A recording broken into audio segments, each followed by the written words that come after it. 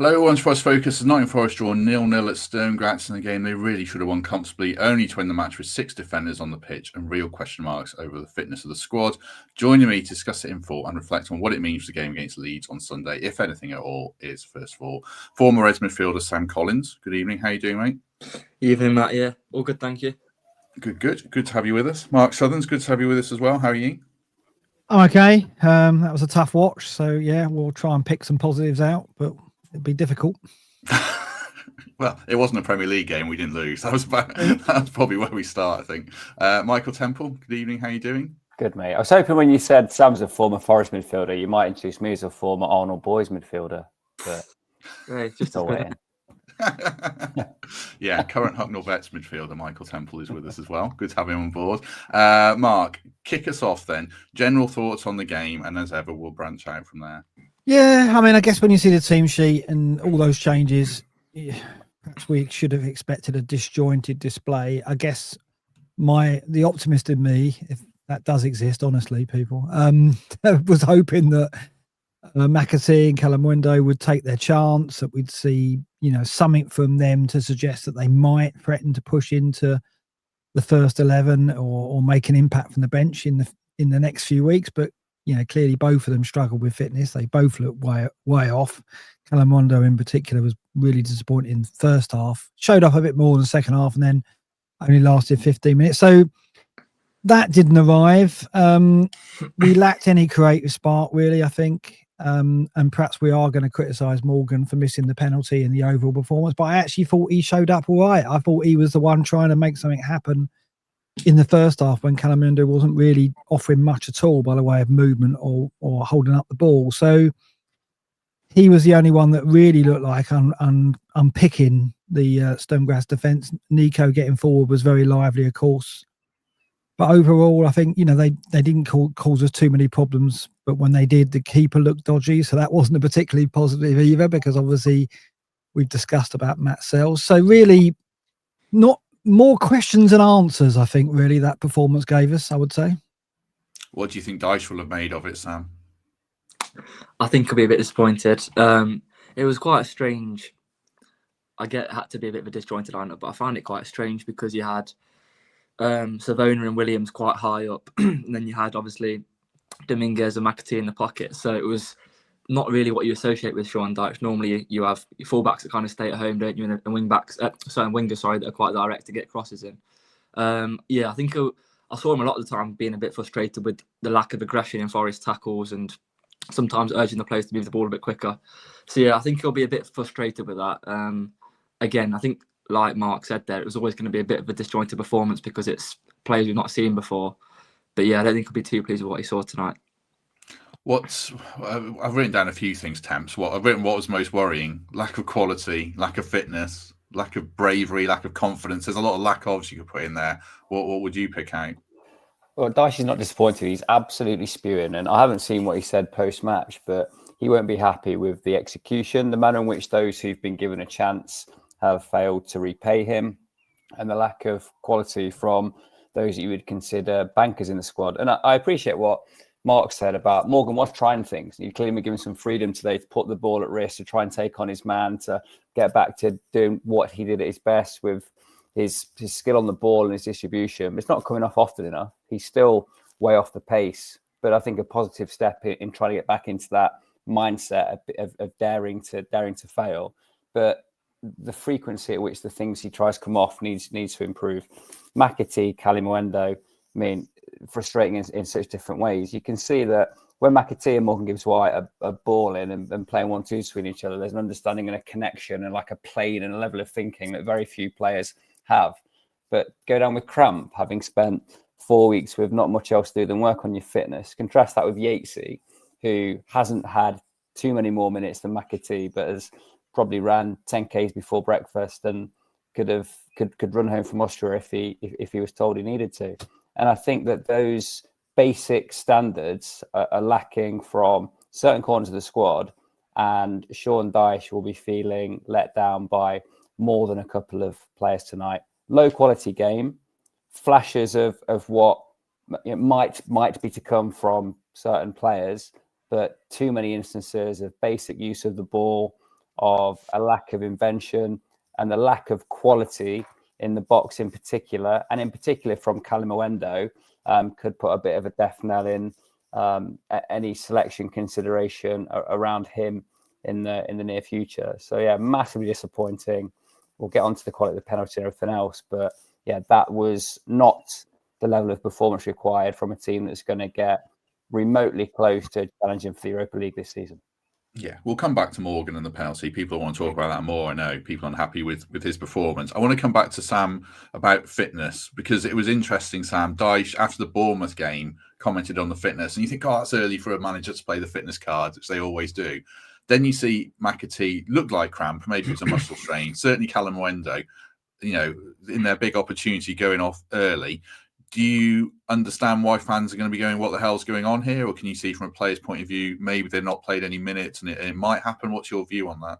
I actually agree with what's just been said. I think sometimes people say when you're not playing, it gives you an excuse to kind of not be as fit. But I think the people that aren't playing, or the injured lads, should be the ones that are the first ones in and the last ones to leave. They should be the ones working hardest, because they need to prove a point to get themselves back in the team. And when they're called upon, they need to be ready.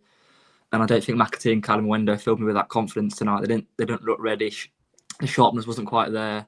The endurance, obviously, it is worrying getting cramped that early on, I've got to say.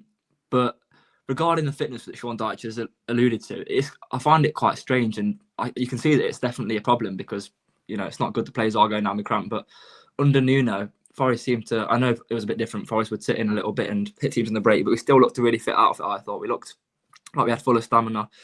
A strong side that can run all over teams, I thought, a lot of the time last season. So it's strange. And then when Ange came in as well, he was often at Spurs talked about as one of the managers that his teams would always have the highest running stats. I remember when he first joined Spurs, actually, that was one of the things people were talking about. So I do find it quite strange that Forest are not really fit at the moment. A lot of players don't look fit to me. And I know that some of these are new signings, but I'd expect that team, bearing in mind what they had with Nuno and Ange's supposed stats, to be a bit fitter than what they are. So that's a bit of a strange one to me. And it wasn't a game played at pace, Mark, was it? I mean, if I was pegging Graz as an English level club, it was very lower end championship kind of thing to me, I would say.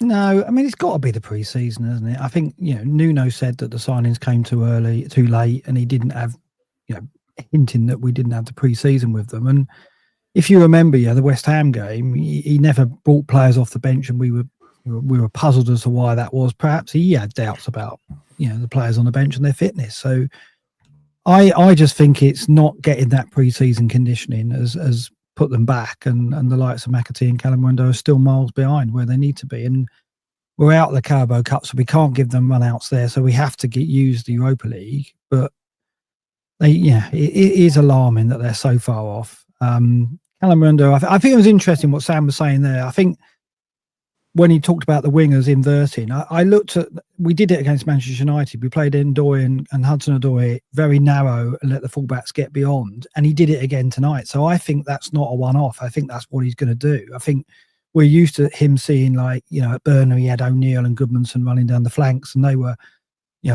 dovetailing with the fullbacks. But I think he's going to play Ndoye and Hudson-Odoi narrower. And he's going to play Gibbs-White much closer to the striker than we're used to him seeing. We could say he's in a 10, but I think, again, tonight he was very close to the striker. The difference was, and the reason why he had to try and come deep, is Kalimuendo wasn't be able to hold the ball up. So I think with Jesus and Wood, Gibbs-White would be more effective closer to the striker than he was tonight, because he just saw nothing sticking with Kalimuendo. And then he had to come into midfield to try and show for it, and that's not where we wanted him. We wanted him, he's almost a second striker, I think, under Dyche. That's what it looks like to me, typified by the goal he scored against Manchester United when he came into the box, arriving late and got the header. So I think what we're seeing is a way that Dyche wants to play, with our wingers playing narrow rather than out wide and the fullbacks getting beyond. And Gibbs-White, like I say, is almost like a second striker. It's just tonight we didn't have enough quality there around them, like Anderson missing, Jesus or Wood missing, Hudson-Odoi missing, Ndoye only coming on the sub. So I'm hopeful that when we have the pieces back, that kind of setup can work for us, and we'll get more from Gibbs-White. So I'm reluctant to dig him out, really. I know the penalty was poor. He's always poor penalty. He should never have taken it. But I think as he tried his damnedest to try and make something happen tonight with a lack of quality around him. Can't say he played well though, can you, Temps? I mean, it's all right. Obviously, he was trying. I respect that he was trying to make things happen, and players can have bad games, but he certainly had a bad game, didn't he? Look, until Elliot Anderson came on and grabbed us by the scruff of the neck last year, Morgan Gibbs-White was the best player in our squad. And I think in terms of pure footballing ability, he remains the second best player in our squad. And I don't want to dig him out, but I do hold him to a higher standard, and we'll spend more time analysing his performance than Kalimuendo, who most of us already made our mind up about. Nobody wants Morgan Gibbs-White to struggle with form, because when he's flying, we're flying. And I think the relativity between the way he plays and the way the team plays is there for all to see. So we do hold him to a higher standard. We had been in the past couple of seasons surprised when he had a bad day or a run of bad days, because of the quality that we saw from him that got him in and around that England conversation, which he's currently nowhere near because of his form. So, look, it's a very subtle argument. I don't think me and Mark Sutherns are going to shout at each other. But that was a player being brave on the ball and trying things, but it not coming off. Yeah. And what we want to see is him keeping that mindset, Mark, and having more joy with it. Yeah, I do. I just think that, the things he tries to do in a football match need people around him on the same wavelength. And he does need a centre forward who can hold it up and he can play the ball off. And I just felt he was getting frustrated with Kalimuendo, and then in the latter stages of that first half, he started coming deeper.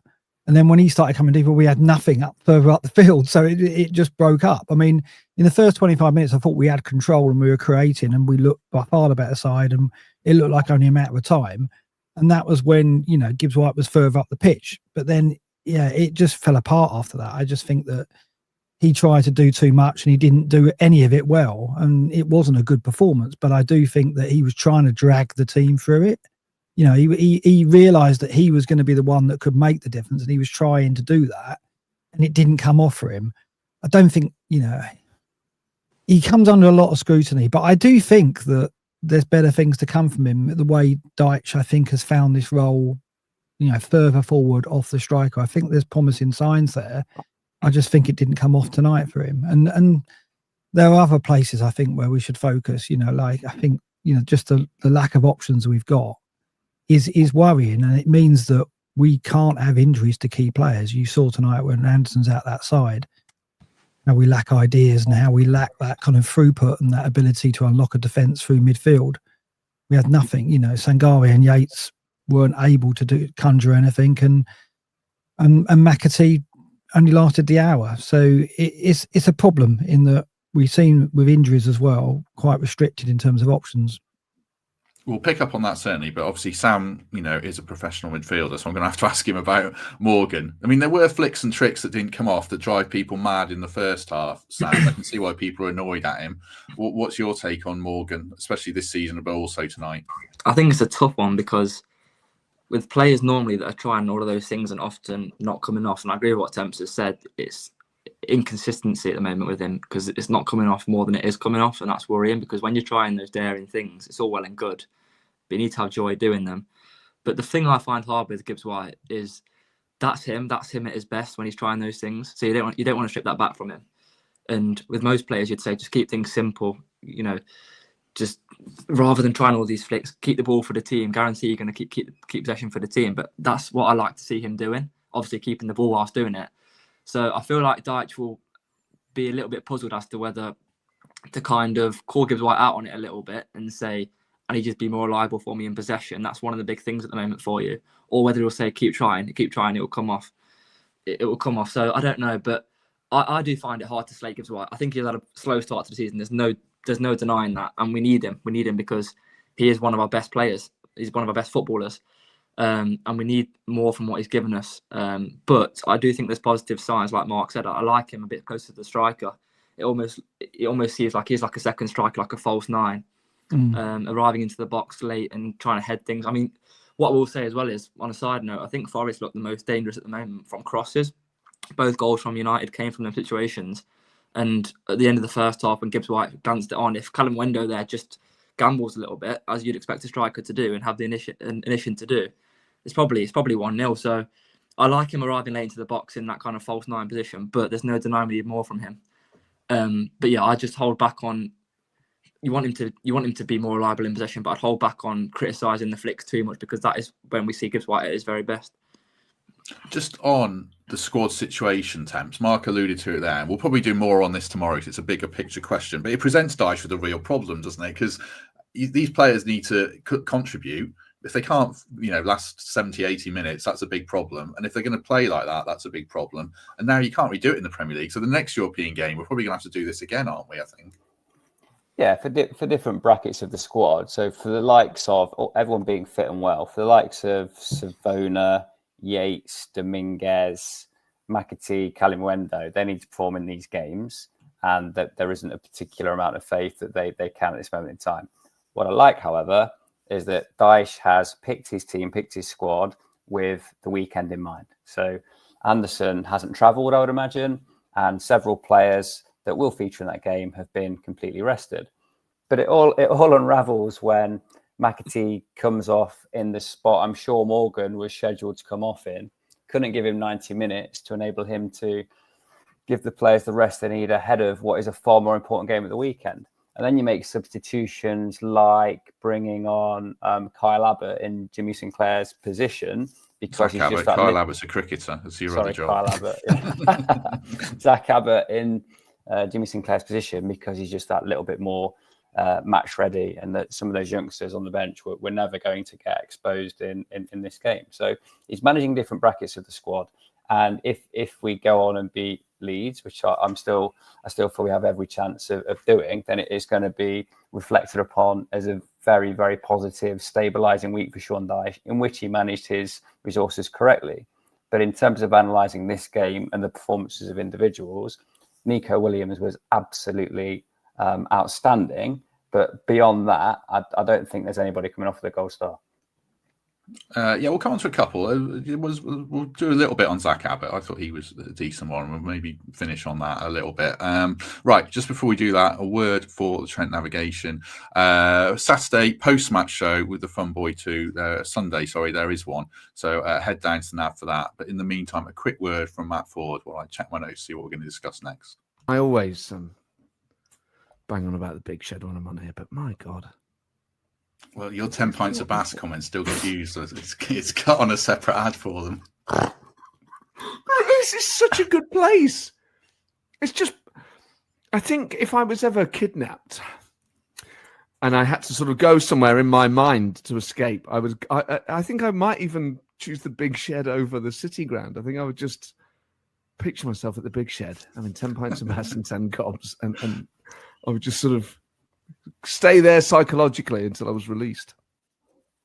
Right, I love that chat with Matt, and like his humour in discussing with only half a tongue in cheek that he was so happy to have 10 pints of Bass on a Saturday. He was willing to change his tenner pads 5 times. I think it's one of the most joyous conversations I've ever heard you have. It was a good one. It was good. Hopefully he'll be on soon while he's recovering from his surgery. He can do some forest chat. So hopefully cheer him up. He's probably glad he's not on this one.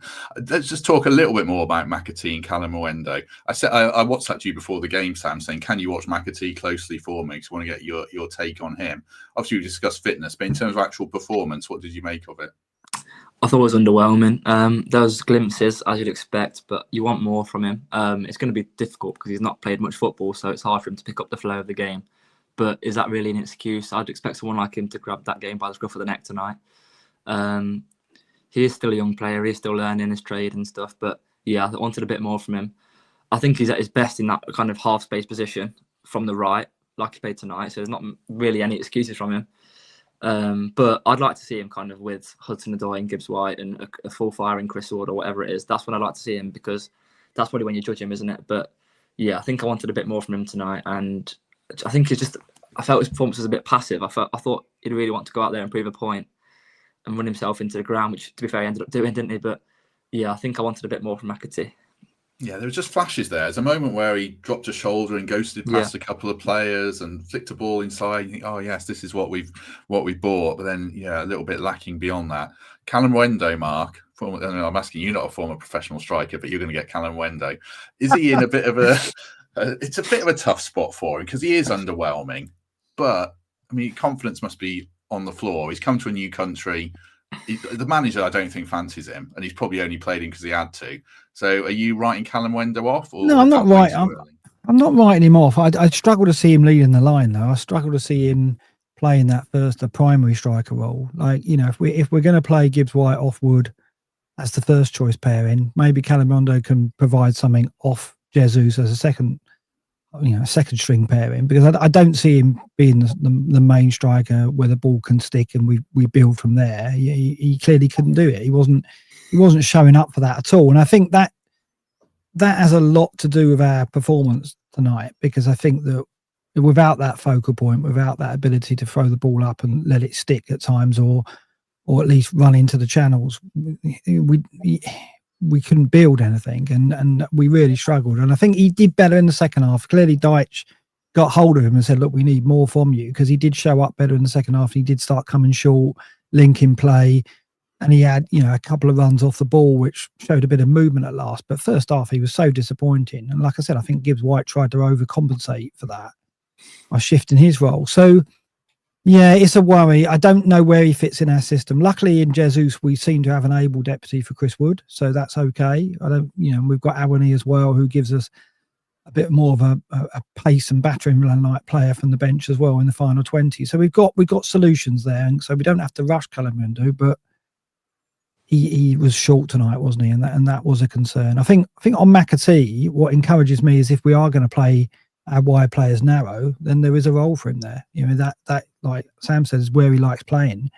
And I think if you put him on the bench and you bring him on the last 20 for either Callum or Ndoye, and you put him on the pitch with Gibbs-White, Anderson and Chris Wood, then I think you might see the best of him. And I think, that for me, the way we're tactically set up means that McAtee should have a role to play for us. I'm not sure about Kalimuendo though. Do you think, Mark, he'll want to come? I think he'll have been told, or not been told, but I think he'll have been coming to Forest full well thinking he's going to play. Yeah. And that's a bit of an issue, isn't it? Because I can't see it at the moment, but he had a lot of interest, didn't he? And I think he would have joined Forest thinking, yeah, I can get into that team there on the right, or if Gibbs-White leaves in the 10. So that, I think that could be a bit of an issue. Were you talking about McAtee there, Sam? Yeah. Yeah, I mean, I think he had expected to get more starts for sure, Yeah. but I do think there's hope there in, like I say, the way we're set up. I think it caters for the best of McAtee. So I think that we need to show a bit of patience, and he needs more fitness though, and he's got to play his part in that.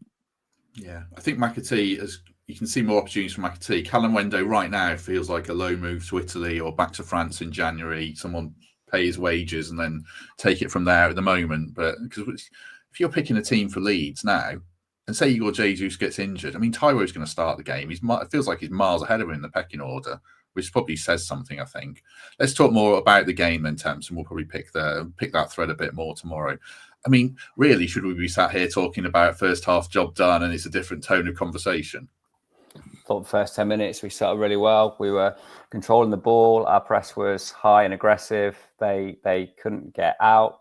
I like the shape with the high fullback, Shakesy dropping in to join the centre halves and looking to play in central midfield. I thought Sangare gave us poise, and we saw the early knockings of McAtee and Morgan Gibbs-White trying things. So I think my review halfway through the first half was, this can be a procession if we score. We are by far the controlling force in the game, and they're going to struggle to lay a glove on us. Got very fortunate with the manner in which their goal was disallowed, which was a little bit more than marginal, but may not have gone our way. We had a bit of a shake when we saw the kind of parrying style of our goalkeeper in certain moments in the game, and you did fear that there might be a bit of a body blow. But yeah, I thought the first half performance was encouraging and suggested that we could go on and win the game, which I think we would have done and scripted it differently had Morgan converted the penalty. Should McAtee have scored that early chance? Again, a sliding doors moment, Sam. If he puts that away, big confidence for him. Is that an easy enough chance that he should score? Or did he make it look better because he almost buried it? I'd expect him probably to score, yeah, but I feel that I agree with Temps. I think the main chance is Gibbs-White, isn't it? I think if you score that, then you can control the game from there, because then they come onto you a little bit more, and I think that might have suited Forest with the way we were playing. But yeah, I think it's easy to look at the McAtee chance, but I'd say Gibbs-White's the main one. It was a poor penalty, wasn't it? I think so. Yeah, that's the big one of the day. And then Dominguez at the end is unlucky as well. It's a great strike.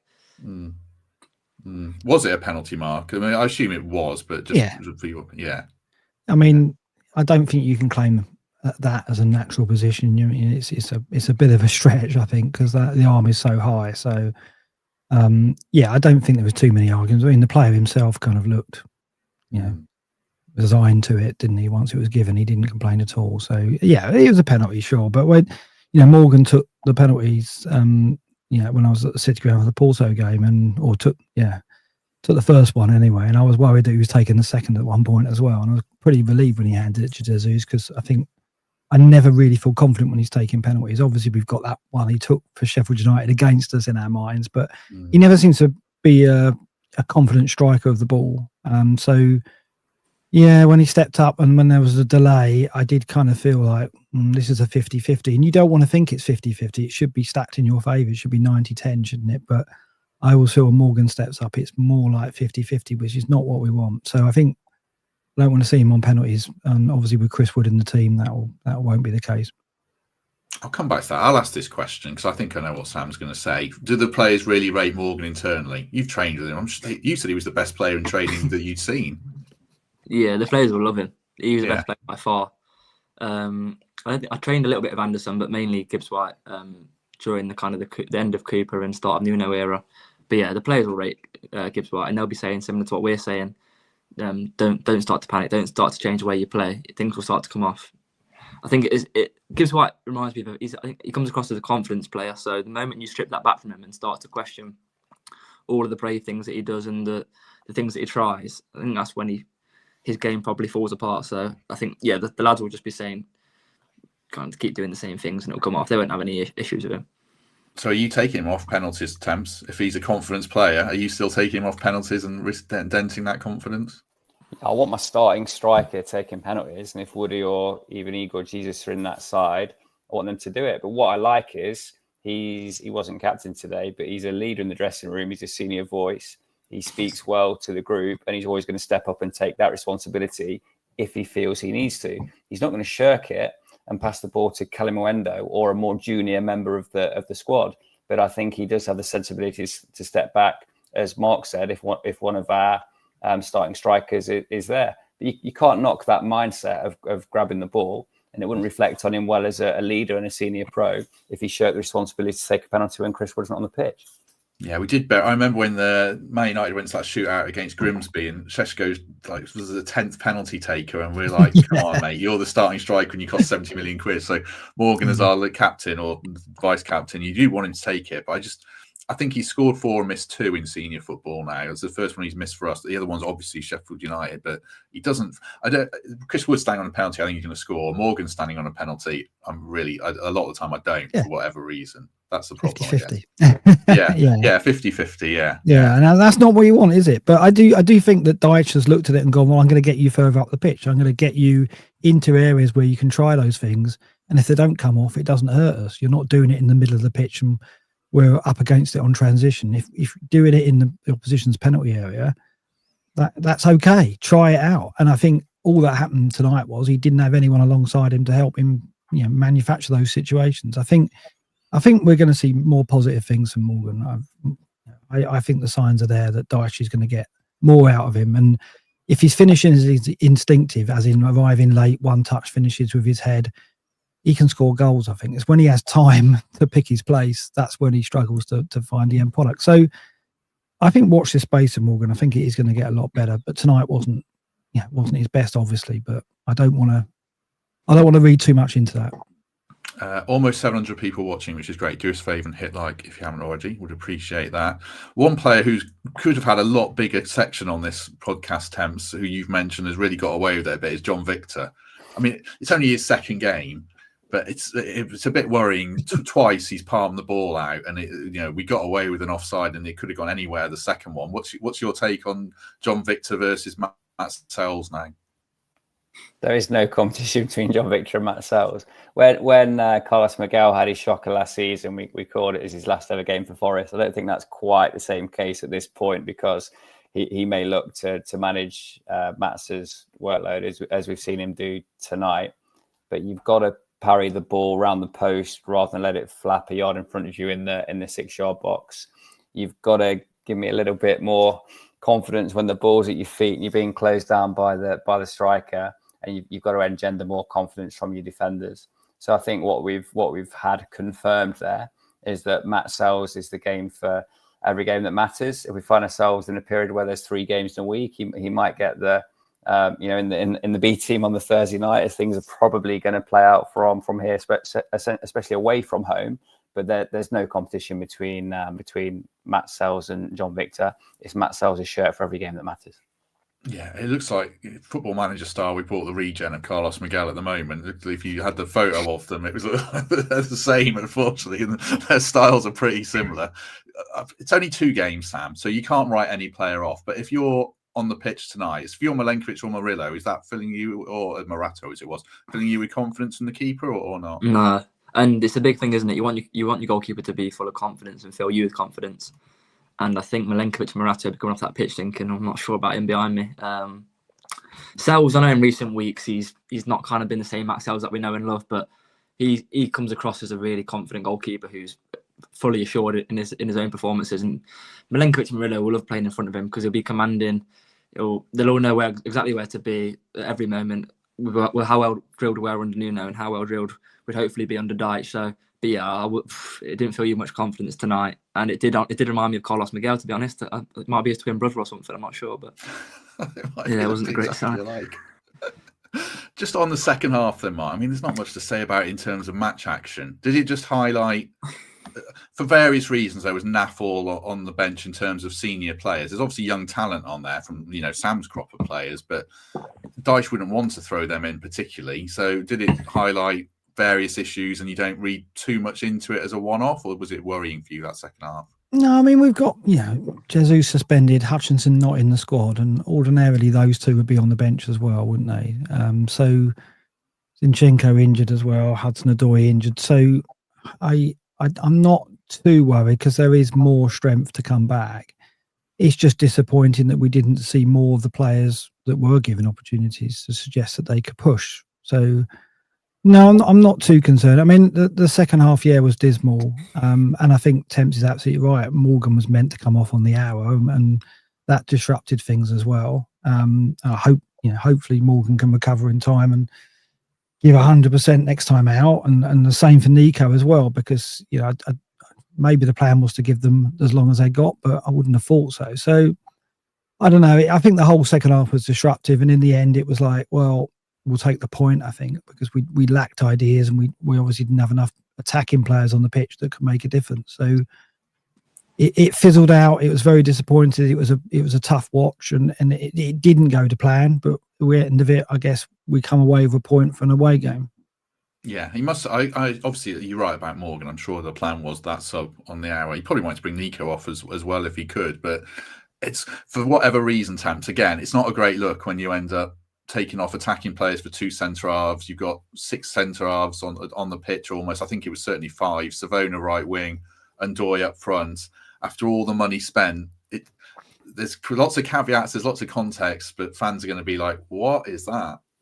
Yeah, I don't read it as Dyche making a point or in any way flexing that he needs to sign players. The only point he's making is Leeds is my priority this week, and I'm going to pick a team here that maximises our chances of getting relatively fresh legs out there on the pitch at the weekend, and I'm going to rest the golden nugget in Elliot Anderson, and I'm going to try and make sure that those that I really need have sufficient rest to recover in time to play in that game. So that's all I take from it. They weren't tactical decisions at the end for in-game. They were tactical decisions to prevent young players being exposed before they're ready for it. And I don't think he ever envisaged giving them minutes unless they absolutely had to. I think Zach Abbott is a slightly different case. He's more highly regarded, right? He's been a little bit more exposed to first team squads, and he acquitted himself really well tonight, and he is kind of match ready at that level. But that's the only point that I think Dyche is making in the selections pre-game and in-game, was that he's preserving his deck for Leeds. Are you going to go to bat for the young lads, Sam, and say that Jimmy Sinclair, Whitehall, those lads could have come on and done a job and showed the energy, or not? From a buyer's point of view, it would have been great to see them come on, but I do completely understand and agree with Temps. It might have been a bit too early. I would have liked to see maybe an attacker on the bench because it was 3 defenders from 21's group and 2 midfielders, I think. But I thought Zach looked bright when he came on, to be fair. Out of position, Jimmy Sinclair's role, as Temps alluded to. But yeah, I think it might have been a bit early for that. So I completely understand why Dyche went to that. However, it was just a bit negative, wasn't it, to see? I know he hasn't really got much of a choice, but to see Ndoye as a striker, Savona as a right winger, Zach as the right wing back, a back three when you're chasing a goal.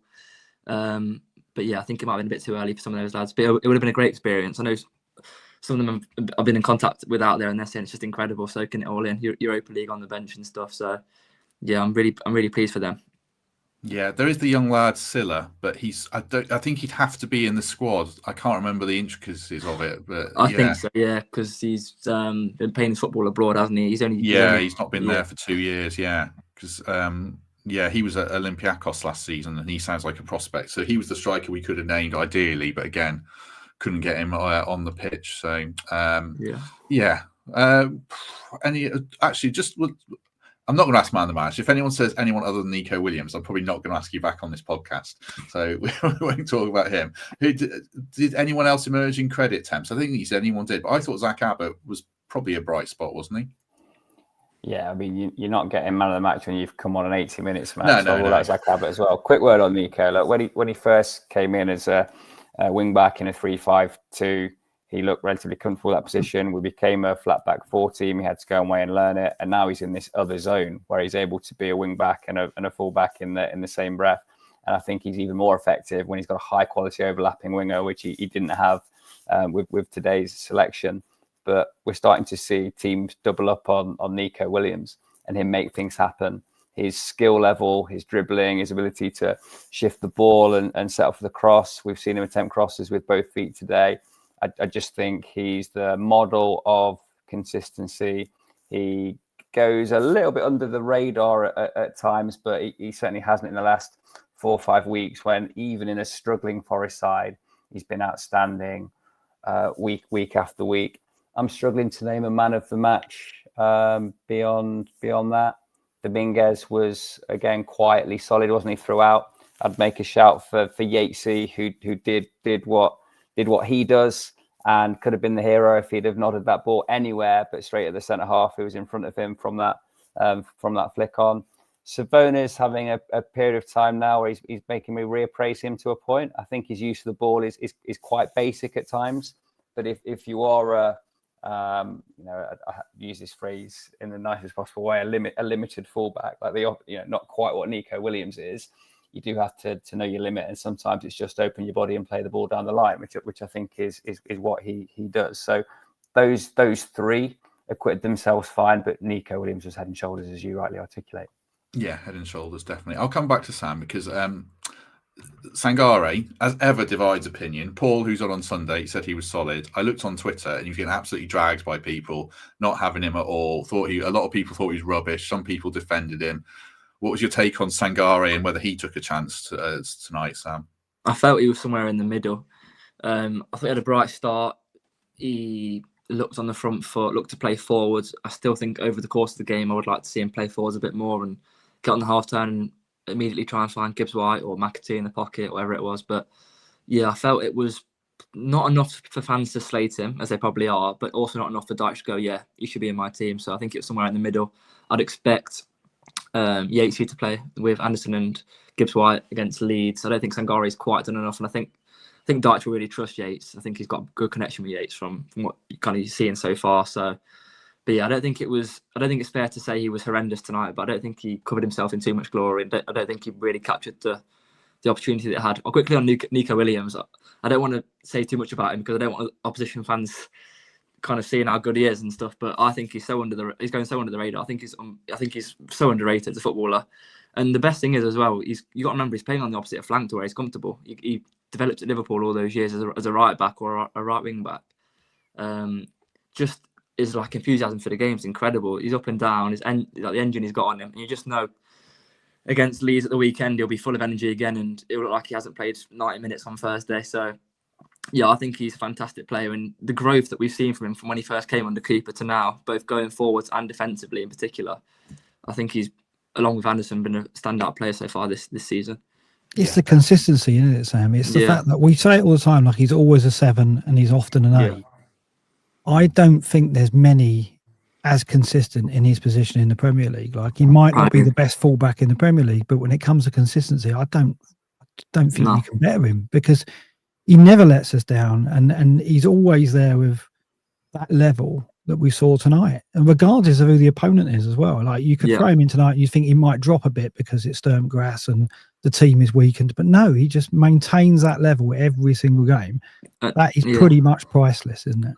And no matter the game plan as well, the thing that impresses me the most is if you ask him to stay at home for the game and as in be defensive minded and focus on your 1v1s and stopping crosses, he'll excel in that, exceeding that. And if you want him to bomb on and be an attacking fullback and be good in possession, whatever, I think he's got every attribute that you need as a fullback nowadays. I don't really know what he's not got, to be honest. I know it's still kind of early days this season, but yeah, I think he's definitely one of the best left backs in the Premier League at the moment. And yeah, I'm loving Nico Williams. Just before we talk about the Leeds game to finish, just on Dominguez, Mark. I know Sam and the other lads said that Yates will probably start the Leeds game, which I agree. I think he probably will. But is Dominguez the one more than Sangare that could force his way into the team? Will Dyche like him or what he offers? Possibly. He's more a rounded midfielder, isn't he? So I think he's got more energy to engage, and I think that's the thing I've criticised Sangare for, is that mobility and the getting into duels where he can bring his size and ball winning ability to bear. I don't think he does that enough, whereas Dominguez does. Dominguez can get around the pitch and can be the legs in midfield that counts. And in fact, Dominguez, I think, was partly to credit for Sangare's good form at the end of last season, because we were playing Dominguez out wide, and that meant that Sangare had legs around him, and he stood out then. I like Dominguez as a player. I think he's dependable. You know what you get. He's got that little bit of quality on the ball. He's got that ability to arrive late and can take a chance when we give it him. So I do prefer him in terms of the pecking order in midfield, yes. I think so. I think possibly long term, whether he might climb above Yates. We'll see how long Douglas Luiz is out for. Sounds like it's going to be a while, to be honest, what Dyche was saying. Just looking then, Leeds on Sunday, Temps. How do you view the game now? Has this had any impact on you tonight at all? Because we'll get different players back in or not? Totally different team. And Elliot Anderson's conducting the orchestra. I like that Dyche hasn't picked him. I do feel that the Premier League is by far the biggest priority for me. And we had a lot of this debate last season, right? But progressing to the knockouts of the UEFA Europa League or surviving in the Premier League, there's no question for me. And I think Elliot Anderson is the man that's going to help us to do that. Encouraged by what we've discussed about Morgan Gibbs-White and the potential for it to drop and for him to find the form that he had last year. We're going to have some progressive wingers in a pretty familiar 4-2-3-1, I would imagine. And we've got options for the 9 shirt aside from Kalimuendo. So yeah, it's like we've come through this game relatively unscathed, right? We still have a chance of qualifying in the Europa League if we win our home games, but it's going to be tough because we're going to have to manage our resources. But I'll repeat what I said earlier. If we beat Leeds off the back of drawing with Man United and Sturm Graz, this has been a really good week for Forest. How do you see the Leeds game then, Sam? I completely agree. I think if you go there and win the game, it's been a really good week. You're buzzing with the week, and today kind of resting players and leaving players at home looks absolutely fine, and fans understand it and happy with it. If you struggle against Leeds and don't quite put in the energy and passion required, like Bournemouth at spells, and allow Leeds to come on top of the game with their fans behind them, then it could be a very difficult match. But I'd expect Forest to win that game, and I hope we can. And yeah, I think, like Temps just said there, I think that'll be a really positive week, to be fair, and you keep moving forward after the international break. Yeah. Final word to you then, Mark, on this Leeds game, and then we'll probably wrap things up.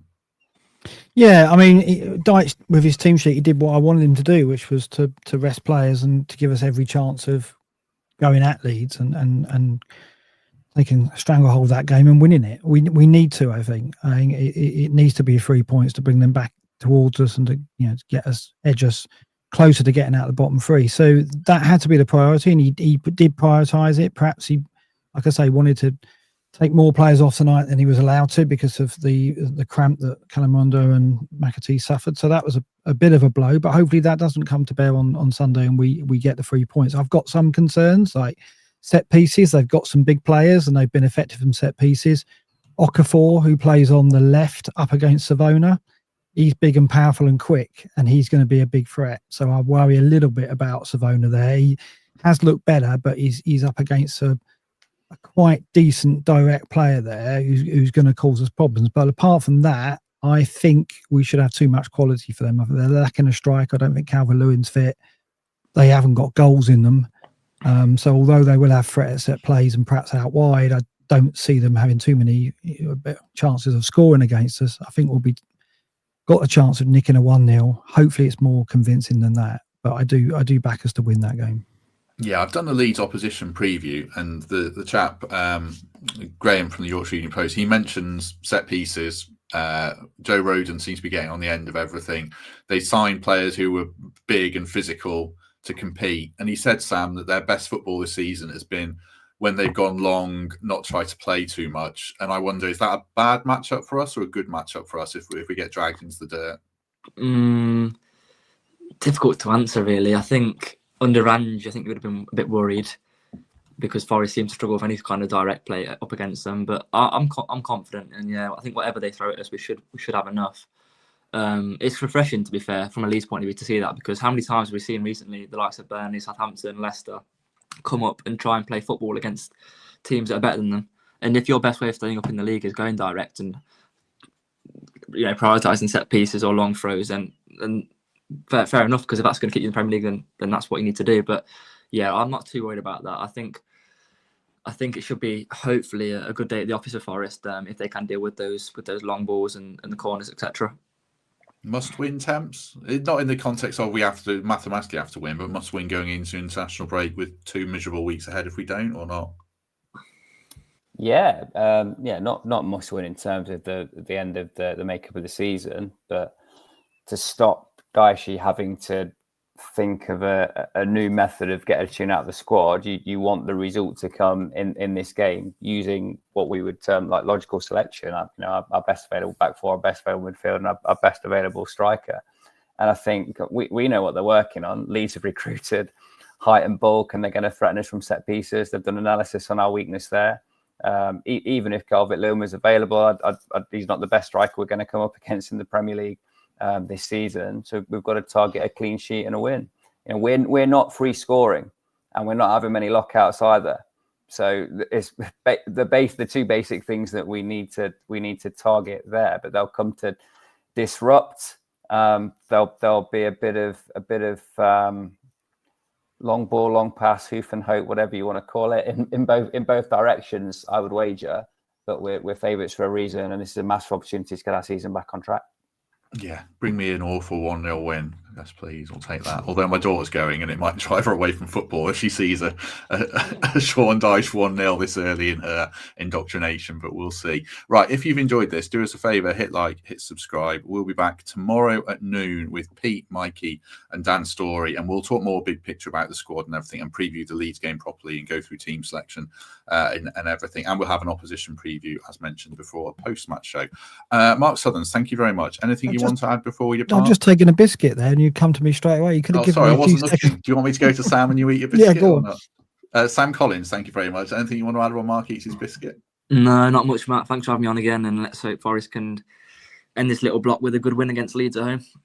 Thames, you're going to have something else because Mark's still chewing. 0-0 in one of the dullest games we've seen in a while, and Mark's still got the disco lights going in his cabin, which is amusing. Maddie's shout of the night, Thomas Hurd. Anderson just passes sideways and can't shoot. And we'll play for England in the World Cup, and we'll get a £100 million move to a sort of top 6 club. I mean, that's quite a bizarre. I mean, I value every subscriber, but sometimes I just ignore the odd comment or odd commenter. Elliot Anderson, let's say, is top of almost every metric for Premier League midfielders, apart from scoring goals. That's the one thing that he can't do and needs to add to his game, but I think he will. in terms of passing numbers, then duels are off the scale. I'm stepping on Mark Sutherns' territory here as he eats a biscuit. What biscuit is it? Oh, just a digestive. That's all we've got left in the house. That's the state of affairs, isn't it? Well, that's all you've got left. No custard creams. No, we won't get into favourite biscuits because that'd be.